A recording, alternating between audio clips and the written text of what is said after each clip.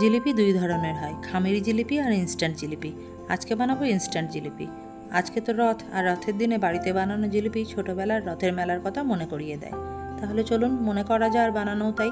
আজকের এই ইনস্ট্যান্ট জিলিপি বানাতে আমাদের লাগছে 1 কাপ ময়দা, 1/4 কাপ টক দই, হাফ চামচ বেকিং সোডা, 1 চামচ ভিনিগার। এই সমস্ত কিছু দেওয়ার পর অল্প অল্প করে জল অ্যাড করে একটি থকথকে ব্যাটার তৈরি করে নিতে হবে। ব্যাটারটা এখানে খুব পাতলা করলেও হবে না, আবার খুব ঘন করলেও হবে না। এমন ঘনত্ব রাখতে হবে যাতে ব্যাটারটার মধ্যে একটি ইলাস্টিসিটি ভাব থাকে। ব্যাটারটা এখানে আমার তৈরি হয়ে গিয়েছে। জিলিপিটা আমাদের যতই ইনস্ট্যান্ট হোক না কেন, কম করে হলেও 5 থেকে 7 মিনিট এই ব্যাটারটাকে রেস্টে রাখতে হবে, যাতে ময়দার মধ্যে আমরা যে অ্যাসিডিক বা সিট্রাস জাতীয় জিনিসগুলো দিয়েছি সেগুলি তার কাজ করতে পারে, এবং জিলিপি ভাজার পর যাতে জিলিপিটা ক্রিস্পি হয় এবং জালিদার হয়। ব্যাটারটা আমাদের রেস্টে থাক, ততক্ষণ আমরা চাশনি বানিয়ে নেব।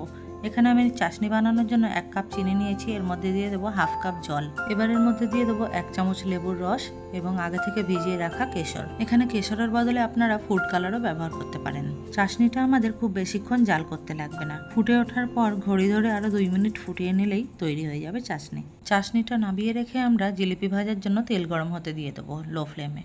জিলিপি ভাজার জন্য বড়, খেলানো এবং চ্যাপ্টা এই ধরনের ফ্রাইং প্যান বা কড়াইয়ের প্রয়োজন হবে। ব্যাটারটা এখানে খুব ভালো মতো ভিজে গিয়েছে। এবারে আমরা জিলিপি বানানোর জন্য এই ব্যাটারটাকে জিলিপি ভাজার ছাঁচ বা কোনো বোতলের মধ্যে ঢেলে নেব। তবে আজকে আমি বানাবো পাইপিং ব্যাগের সাহায্যে। আমার কাছে মনে হয় এই পাইপিং ব্যাগের সাহায্যে সবচেয়ে ভালো জিলিপি ভাজা যায়। পাইপিং ব্যাগটা এইভাবে হাতের সাহায্যে ভালো করে খেলিয়ে নিয়ে একটি গ্লাসের মধ্যে এইভাবে রেখে দিয়ে তার মধ্যে ব্যাটারটি ঢেলে নিতে হবে। ব্যাটারটি ঢেলা হয়ে গেলে এইভাবে হাতের সাহায্যে পাইপিং ব্যাগটা ধরে ভালো করে মুড়ে নিলেই হয়ে যাবে, এবং জিলিপি সরু মোটা কেমন বানাতে চান সেই হিসাবে মুখটা কেটে নিতে হবে। তেলটাও আমাদের রেডি হয়ে গিয়েছে।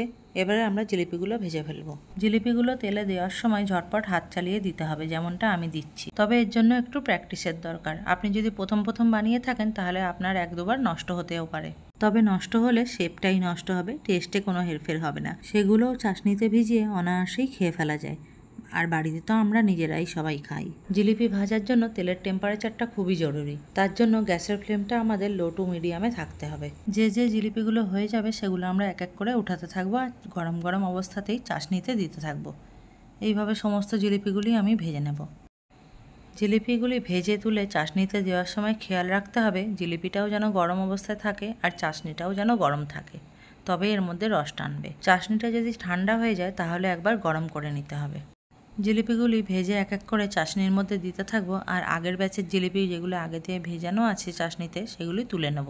এই রকম গরম গরম জিলিপি বাড়িতেই বানিয়ে ফেলুন আর রথের মজা উপভোগ করুন। বাইরের অস্বাস্থ্যকর জিলিপির থেকে বাড়িতে বানানো এই জিলিপি যেমন স্বাস্থ্যকর তেমনি সাশ্রয়ীও, এবং এটি বানাতে সময় লাগে মাত্র 10 থেকে 15 মিনিট। তাহলে এই রথে আপনারাও বাড়িতে বানাচ্ছেন তো এই ইনস্ট্যান্ট জিলিপি?